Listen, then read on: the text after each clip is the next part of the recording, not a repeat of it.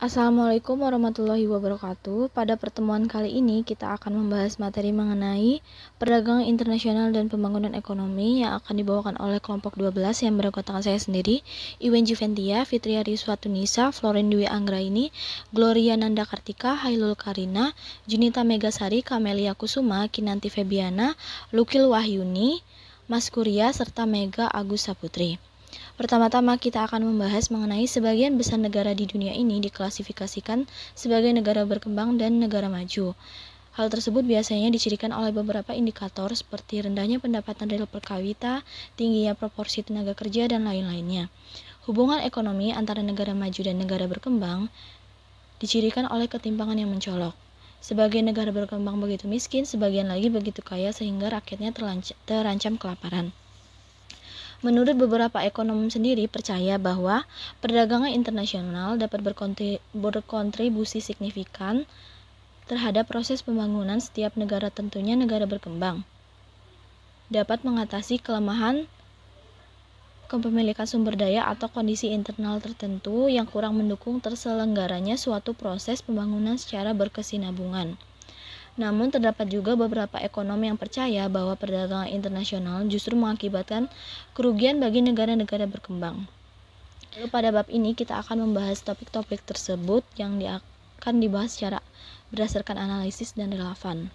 Lalu yang kedua, arti penting perdagangan bagi pembangunan. Apakah perdagangan internasional akan mendorong pembangunan ekonomi suatu negara? Salah satu hal yang dapat dijadikan motor penggerak bagi pertumbuhan adalah perdagangan internasional. Salvatore menyatakan bahwa perdagangan dapat menjadi mesin bagi pertumbuhan. Dari perdagangan internasional ini terdapat beberapa banyak manfaat yang dapat dirasakan seperti sumber devisa, perluasan kesempatan kerja, stabilisasi harga, dan lain-lainnya. Lalu ada juga faktor pendorong yang mendorong terjadinya perdagangan internasional seperti perbedaan sumber daya alam, selera, penghematan biaya produksi, perbedaan teknologi, dan lain-lainnya. Sehingga perdagangan internasional ini masih memberikan kontribusi positif bagi berlangsungnya pembangunan ekonomi di suatu negara. Selanjutnya saya akan membahas mengenai teori perdagangan dan pembangunan ekonomi. Jadi, terkait distribusi kepemilikan faktor produksi dan teknologi antara negara-negara maju dan negara berkembang, maka teori keunggulan komparatif mengisyaratkan bahwa negara-negara berkembang harus berspesialisasi dalam produksi dan ekspor bahan-bahan mentah atau komoditi primer, bahan bakar, bahan-bahan tambang, dan bahan makanan ke negara maju yang sebagai imbalannya akan memasok produk-produk manufaktur bagi mereka. Dalam jangka pendek, pola tersebut mungkin bisa memaksimalkan kesejahteraan bagi semua pihak. Dalam jangka panjang, negara-negara berkembang merasa pola spesialisasi tersebut akan membuat negara-negara berkembang berada di bawah pengaruh negara maju dan tidak memungkinkan bagi negara-negara berkembang akan memperoleh manfaat-manfaat dinamis dari sektor industri yang terus dikuasai oleh negara maju. Selanjutnya, jika negara berkembang terus berspesialisasi dalam komoditi primer, sedangkan negara maju terus berspesialisasi dalam produksi barang manufaktur yang nilai tambahnya jauh lebih tinggi, maka dengan sendirinya semua atau sebagian manfaat dinamis yang terkandung dalam produksi dan perdagangan barang industri tersebut akan terus mengalir ke negara-negara maju saja, sehingga negara-negara berkembang akan selamanya miskin dan tergantung. Oleh karena itu, para ekonom di negara-negara berkembang merasa bahwa teori perdagangan internasional tersebut bersifat statis dan tidak sesuai dengan kepentingan maupun proses pembangunan di negara-negara berkembang. Kawasan-kawasan yang mengalami pertumbuhan dan pembangunan demikian pesat karena mereka terlibat dalam kegiatan ekspor yang intensif. Itu berarti perdagangan internasional memang terbukti mampu berfungsi sebagai suatu mesin pertumbuhan bagi negara-negara berkembang. Selanjutnya, kontribusi perdagangan bagi pembangunan. Ada beberapa keuntungan-keuntungan yang diperoleh antara lain. Yang pertama, perdagangan dapat meningkatkan pendayagunaan sumber-sumber daya domestik di suatu negara berkembang. Yang kedua, melalui peningkatan ukuran pasar, perdagangan internasional juga dapat menciptakan pembagian kerja dan skala ekonomis yang lebih tinggi. Dan yang ketiga, perdagangan internasional berfungsi sebagai transmisi gagasan-gagasan baru, teknologi yang lebih baik, serta kecakapan manajerial dan bidang-bidang keahlian lainnya yang diperlukan bagi kegiatan bisnis.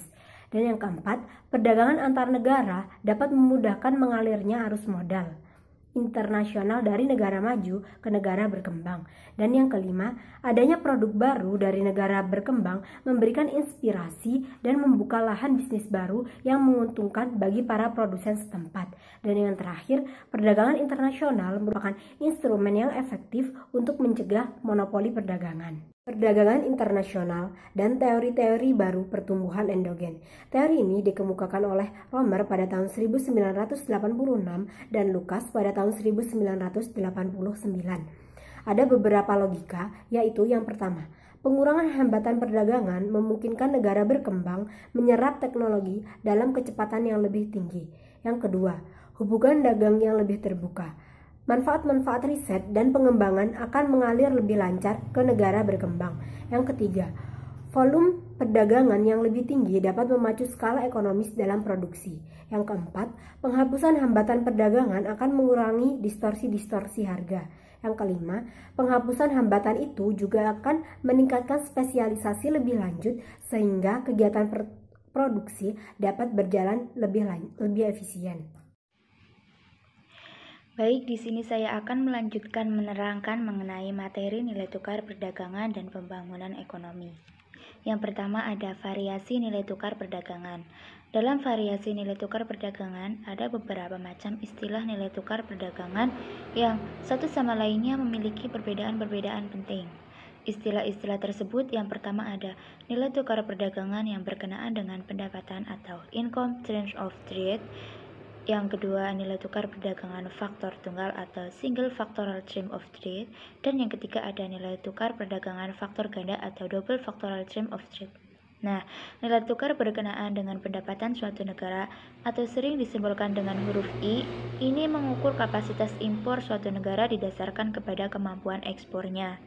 Kemudian, nilai tukar perdagangan faktor tunggal atau sering disebut dengan huruf S mengukur jumlah impor yang dapat diperoleh oleh negara berdasarkan satuan unit faktor produksi domestik yang terkandung dalam komoditi ekspornya. Kemudian yang terakhir, nilai tukar perdagangan faktor ganda atau disimbolkan dengan D menghitung seberapa banyak unit faktor produksi domestik yang terkandung dalam ekspor negara tersebut dipertukarkan dengan satu unit faktor produksi negara lain yang terkandung dalam impornya.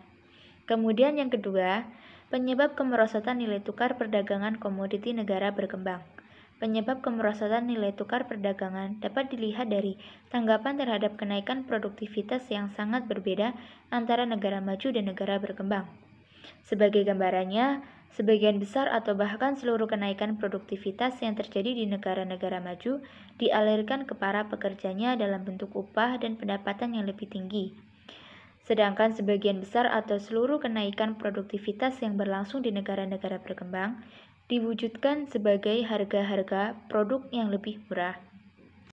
Perkembangan histori nilai tukar komoditi dan pendapatan negara berkembang. Travis dan Singer berpendapat bahwa nilai tukar komoditi negara-negara berkembang cenderung terus memburuk pada laporan sebuah penelitian yang dilakukan oleh Perserikatan Bangsa-Bangsa pada tahun 1949. Laporan tersebut menyebutkan nilai tukar perdagangan Inggris melonjak dari 100 pada tahun 1870 menjadi 170 di tahun 1938. Angka kemerosotan ini mereka rumuskan dengan membalik angka peningkatan nilai tukar perdagangan Inggris, yakni dari 100 menjadi 100 dibagi 170 yaitu 59 untuk periode yang sama. Namun, kesimpulan ini sulit diterima dalam beberapa aspek. Kemudian, pada tahun 1956, sebuah penelitian yang dipimpin oleh Charles Kindleberger juga mengalami kegagalan dalam penelitian memperhitungkan perubahan-perubahan kualitas. Di tahun 1963, Livesey berkesimpulan bahwa nilai tukar perdagangan Amerika Serikat sesungguhnya tidak mengalami penurunan secara terus-menerus antara 1880 hingga 1960. Tetapi sejak 1952 hingga periode penelitian, nilai tukar perdagangan negara berkembang terus merosot hingga Greeley dan Young pada tahun 1988 mengungkapkan bahwa nilai tukar perdagangan antara produk-produk primer dan manufaktur mengalami penurunan sebesar 0,6% per tahun periode 1900 hingga 1986. Kesimpulan dari beberapa penelitian tersebut adalah yang pertama, jika terdapat perubahan nilai tukar perdagangan komoditi negara berkembang, jumlahnya cenderung relatif sedikit. Yang kedua, tinjauan terhadap perubahan nilai tukar perdagangan secara terpisah akan sulit memperoleh hasil yang pasti. Ketiga, pergerakan nilai tukar perdagangan secara keseluruhan dari semua negara berkembang tidak begitu relevan jika dikaitkan dengan nilai tukar perdagangan negara maju secara individual. Yang keempat, sebagian besar penelitian menyimpulkan bahwa meskipun nilai tukar perdagangan komoditi negara berkembang mengalami penurunan, namun nilai tukar perdagangan dikaitkan dengan pendapatan negara berkembang secara keseluruhan akan mengalami kenaikan cukup pesat sehubungan dengan lonjakan volume ekspor mereka ke negara-negara maju. Yang terakhir, yang kelima, nilai tukar perdagangan per faktor produksi sampai sejauh ini tidak akurat karena sulitnya memperoleh instrumen analisis untuk memantau perubahan produktivitas secara tepat. Saya akan melanjutkan mengenai sebab dan akibat instabilitas ekspor. Sebab yang pertama, karakter permintaan dan penawaran atas komoditi primer yang inelastis dan tidak stabil. Yang kedua, sering terjadi fluktuasi dalam harga pendapatan ekspor. Yang ketiga, permintaan sebagian besar komoditi primer yang menjadi andalan ekspor negara berkembang. Yang keempat, penawaran stabil dan mudah bergeser kurvanya. Yang kedua adalah akibat dari instabilitas ekspor. Yang pertama itu, pendapatan ekspor bagi negara berkembang akan senantiasa berubah. Yang kedua, jika pendapatan ekspor turun, maka terjadilah kontraksi besar atas pendapatan nasional.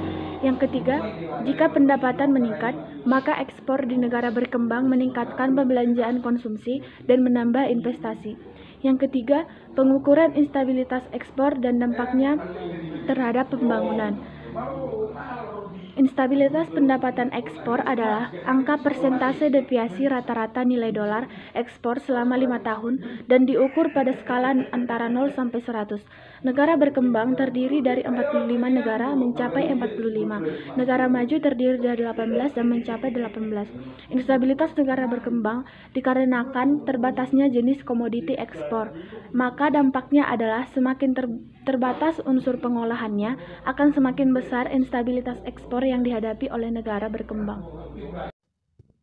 Saya Kinanti Febiana Untari akan melanjutkan materi mengenai perjanjian komoditi internasional, yaitu sebuah perjanjian antara negara-negara produsen dan konsumen untuk meningkatkan fungsi dari pasar global untuk komoditas.